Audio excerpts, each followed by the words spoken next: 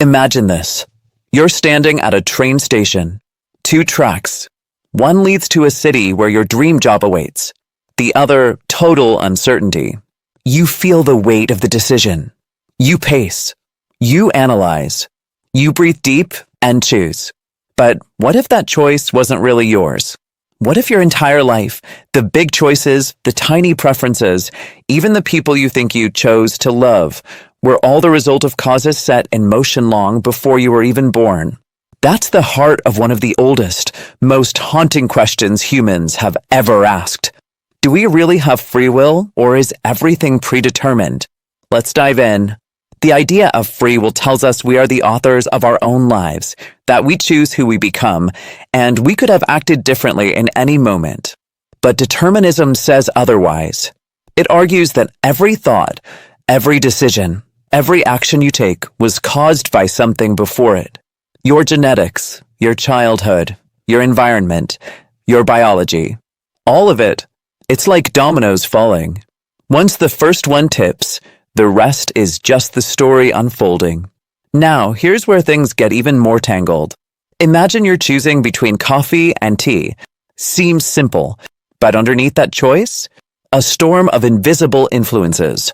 How much sleep you had, what your parents drank growing up, a coffee ad you saw 2 days ago, even the way your neurons fire milliseconds before you become aware of the decision. Neuroscience experiments have even shown that the brain starts preparing for a decision before we're consciously aware of it. That's like your body deciding before you do. So, are we just passengers watching a movie we think we're directing? Let's pause here because the other side of the coin deserves its moment. Even if we accept that many things are caused by previous events, isn't there still something in us that resists? That rebels? That says, no, I will not follow the path laid before me? You see it in people who escape cycles of trauma, who break family patterns, who change careers at 50, who walk away from everything they know and say, this ends with me. Isn't that freedom? Here's a helpful way to look at it. Imagine life as a river.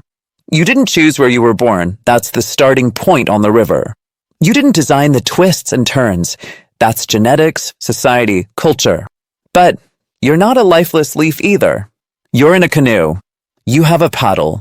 You may not be able to stop the current, but you can steer. You can't control the river, but you can control how you respond to it. That's where free will lives, not in absolute control, but in conscious response. It's not total freedom. It's participation. You're not the author of the universe, but you're not a spectator either. You are a co-creator. And maybe that's enough. So, to answer the paradox, are we free? Or is everything determined? The truth might be both. Life gives us conditions. But within those conditions, we have choices. Our freedom is not in creating the river, but in choosing how we travel it. And that means every small act of awareness, every moment of mindfulness, of choosing kindness, of stopping and saying, wait, I don't have to react this way, that's you steering.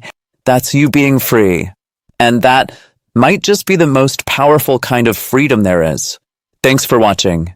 If you found this thought-provoking, consider subscribing for more insights into the paradoxes that shape our lives. See you in the next one.